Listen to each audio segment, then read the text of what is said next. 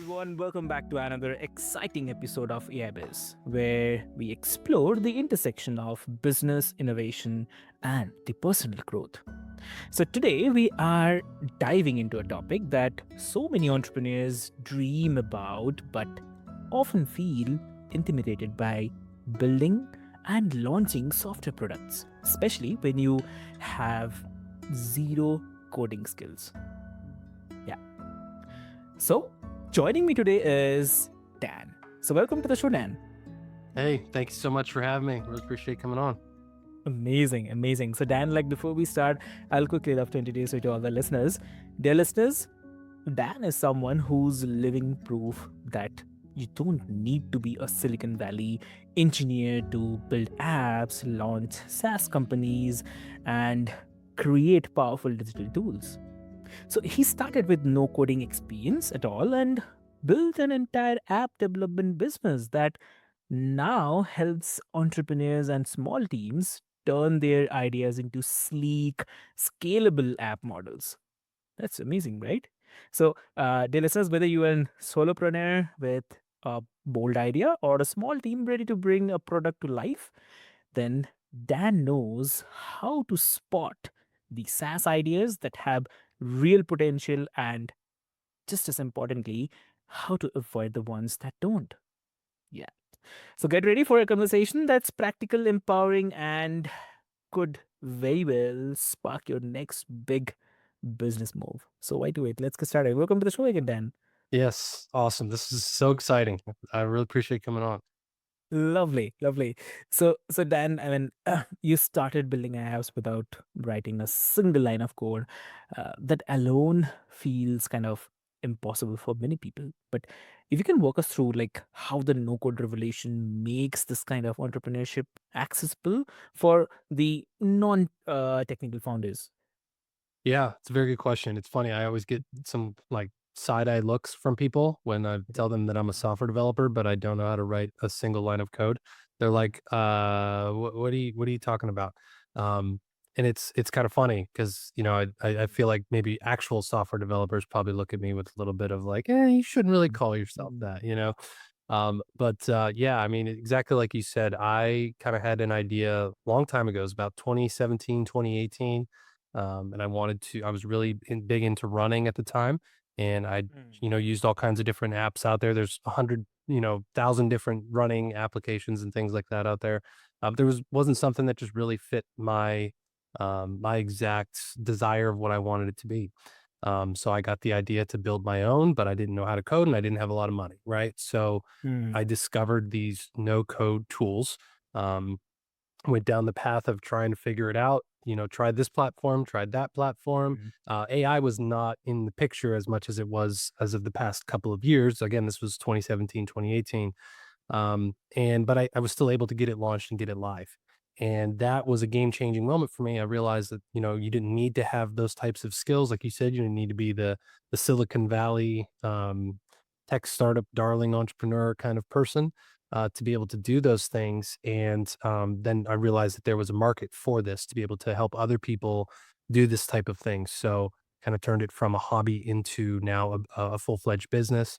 But it's so amazing now with the advent of AI, and it's been again another game changer for it because um, you used to be able to in the old days of no code was um, mm, you had an idea, you kind of go through it, you get on the platform, you kind of figure it out, you'd hit mm, some road bumps or some roadblocks, and then you kind of be like, well, I still need to how do I figure this out? How do I build this thing? mm, But now with AI is you can just literally type, you can just have the thing do 95% of the work for you. And it's been such a game changer, such a different way of going to market and finding different avenues. And I mm, talk with people almost every single day that have different ideas, different little niche markets that they want to break into. And now this AI, revolution is just mm. absolutely changing the way and the speed that people are able to do Yeah. things. It's hard to keep up with it. It really truly is. Mm. But it's just been such an amazing thing because when people think of no code, what do you think of when you think of no code, right? I often say like a lot of people have you've probably, if you've been in business or or an entrepreneur, you've probably built Mm, your own website at some point. Um, mm, a lot of people use things like GoDaddy or Wix or even mm, WordPress, right? Um, AI or no code software development is the same thing, except it's mm, just applications. There's database things involved, right? So mm, it's kind of the same thing as building on GoDaddy or Wix, just in a little bit more mm, of a software type of way. So there's not really actual coding you have to do. It's just mm, drag and drop. It's pre-built components. It's things like that. So there's still code underlying it, but it's mm, your interface. You just plug the pieces in. You use your entrepreneurial genius, your mm, creativity to build instead of just knowing the code logic to be able to build. mm. You know what I mean? Exactly. Yeah. Exactly true. Oh, lovely. So, also like you work with everyone, like from solo founders to small teams. So, in your experience, what separates the SaaS ideas that succeed from the ones that never quite take off? Good question. Good question. I'll probably give you something that you probably won't Sure. expect. Mhm. I think the difference in the ones that succeed versus the ones that don't succeed are it's not the idea itself. Okay. Ideas are a dime a dozen. Mhm. Anyone can have a good idea. It's the execution of it, and it's the persistence of the person who's willing to bring it to bear. Mm, I think that you can even make a subpar product mm, very successful mm, with the right positioning and the right messaging and and obviously solving the right problem is the mm, foundation of it. If you're not actually building something that's usable mm, for the right person or the right avatar, it just won't be used. I actually have an example of this I built for myself that failed mhm, pretty miserably last year, and I realized I just did not have the right. mm, I wasn't pointed at the right market, and that was the ultimate failure of the one that I launched, or the latest mm, one that I've launched anyway. So I think that's probably the biggest thing is really pushing through that initial like I remember when I first started this back when I was talking about my running and fitness one, I spoke with a mentor of mine, mm, and he said, Dan, technology is one of the hardest businesses to get into. Software is one of the hardest businesses to get into, especially when you're starting out. You could probably go be a massage therapist and make more money, mm. you know. True. And I never, what's that? I said, yeah, true, exactly. Yeah. Yeah, and it was that really was a harsh reality Mm, harsh pill to swallow when you're first starting out. But and there's a reason for that. It's hard to get people mm, to adopt new technology. You really want another thing that's a very big differentiator that I see is people that piggyback off of applications where it feels mm, like you're using the same thing, right? uh, If people are having like if you have a social media type of feature or an app that you're launching, it's mm, actually better to try to model after the Instagram, the TikTok, the Facebook type of layout and look because so many people are already used to that.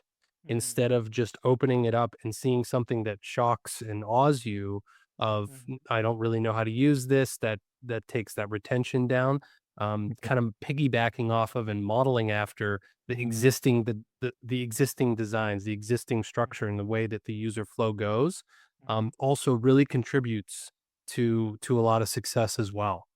mm, So that's a pretty interesting find that I've seen in a lot of my products and my clients' products. mm. Lovely. Got it. So, I mean, okay. So, like, uh, is it more about the idea itself, or kind of you can say the execution behind it? Like, where do most people trip up? The execution, I think, is at least from my experience that I've seen. Mm-hmm. Just because like I said, anyone can come up. You could sit there and Mm-hmm. ask ChatGPT or Claude or anybody to come up with 50 awesome micro SaaS ideas that would kick off your career, and all of them will be good ideas. They will probably fill a need. They will probably serve a client and make someone's life easier or save them time or make them more money or whatever the case might be. It's the Mm, execution where it gets lost. It's the execution where how do we get Mm. this into the hands of users? Uh, How do we, not churn from mm. the download process into a sign up process? How do we get Okay. the people then who have then signed up to then possibly pay us? Maybe it's a recurring subscription, maybe it's a one time payment. How do you actually go through that in a logical and successful way? So, I think the execution is definitely where more things get tripped up than the idea. Hmm. Got it. Got it. So here, definitely, I'd love to mention like sometimes it feels like people obsess over having the perfect idea, but maybe the real secret is how you build, test, adapt. So everything. Yeah. So many of our listeners are health coaches, also consultants and creators as well, and people who often think SaaS products are kind of out of their league. So, what advice would you give to someone who's wondering, like, if their service-based business could benefit from launching an app or maybe a software solution? Yeah, no, I think I've seen a couple of really Mm. interesting examples and people I've worked with in the past, and it didn't start with, "Hey, I have this Okay. cool idea that I wanna sell to 1,000 different people," right? Especially in a service-based business, a lot of times people will just Mm. build the solution that they need. Like, a lot of times people will be like, "Well, Mm. we don't really like Salesforce, or we don't really like Mm. QuickBooks because they're these." Sure, there's these great, awesome platforms that are built, but they're built to be very broad, very generic, Mm. instead of being specifically what they need inside of their business. So a lot of people will either like kind of try to build their own idea or come to us and kind of have something Mm. adapted to be custom. And that's how it starts. It's like they're just solving the problem that they needed solved and building something custom instead of just, buying another solution off the shelf, right? Yeah. And then it turns into, hey, wait a second.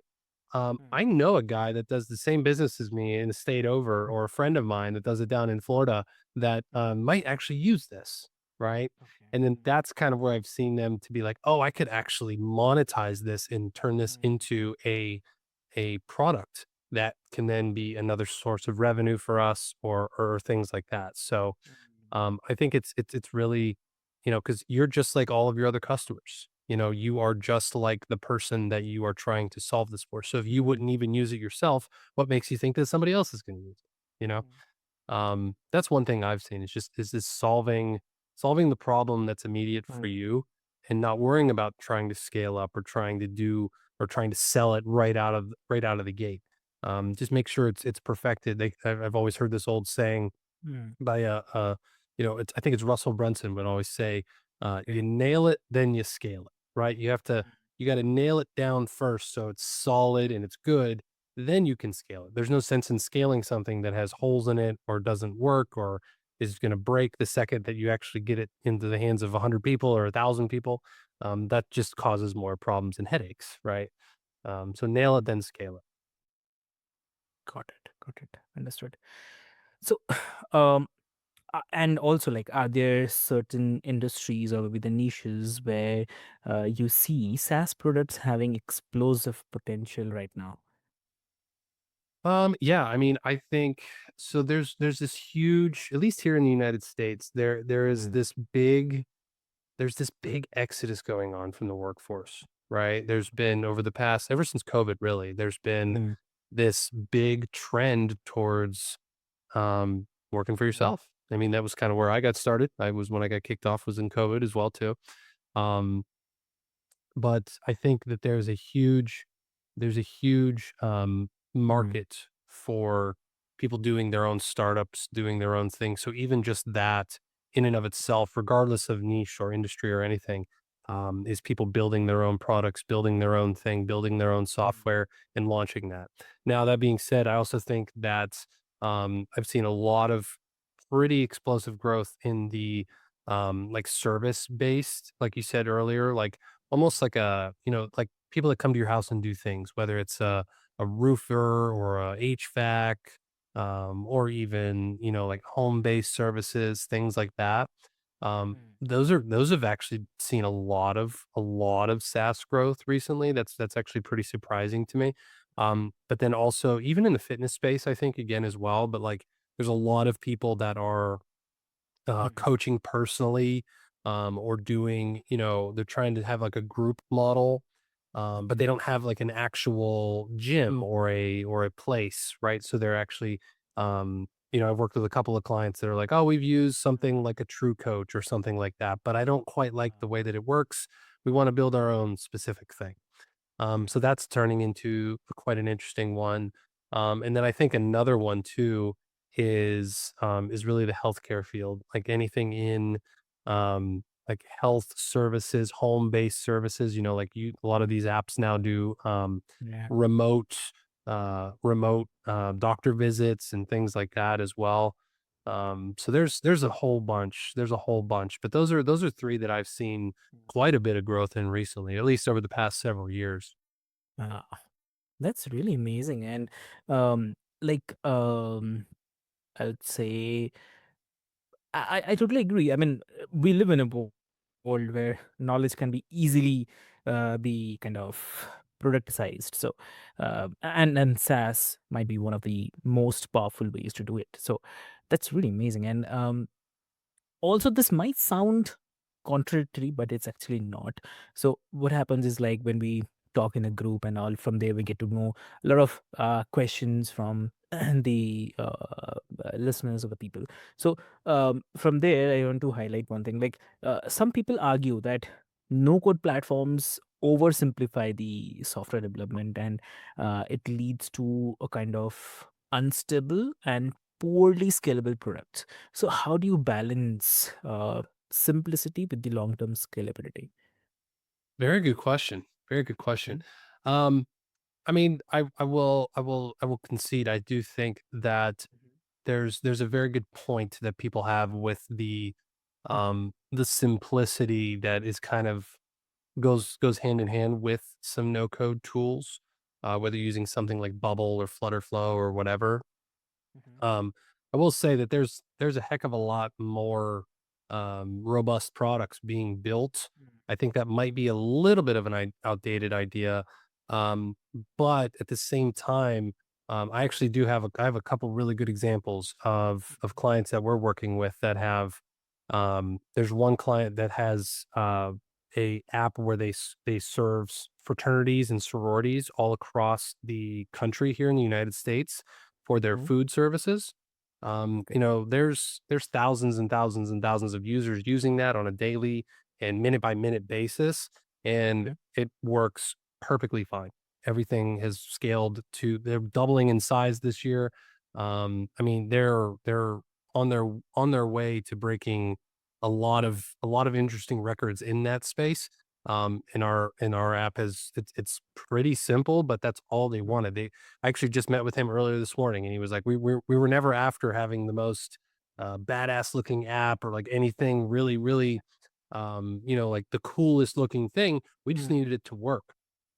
And it's been something that has actually been scalable and usable by students everywhere across the country. mhm, So yeah, I mean, I think that they've come a long way with.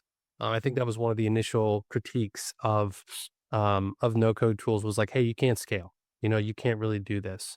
But I've seen actually, I interviewed a gentleman on my show. I think it was last year. A good friend of mine who okay. started his actually the owner of Podmatch, how we met Mm, for this show. Podmatch was originally built on Bubble, and it was an actual mhm, no-code tool. They've since mm, migrated it to a custom coded mhm, solution. okay. But when I even interviewed Alex, the founder, he said it really wasn't a Mm, scalable thing. It was more there was other business decisions that went into that migration, but mm, they never really had problems with it, even as they grew into the user base that they had, which was massive. mm, mm, Um, so I don't really see that as like a huge concern. It can really be more of mm, the simplicity of some of the functions. We have some people that want to sync with Bluetooth devices, or they want mm, to pull in kind of different AI APIs and all these different advanced Yeah. things, which a lot of the tools just really can't handle at the moment. Mm, But again, like I mentioned at the beginning, like things are moving so fast.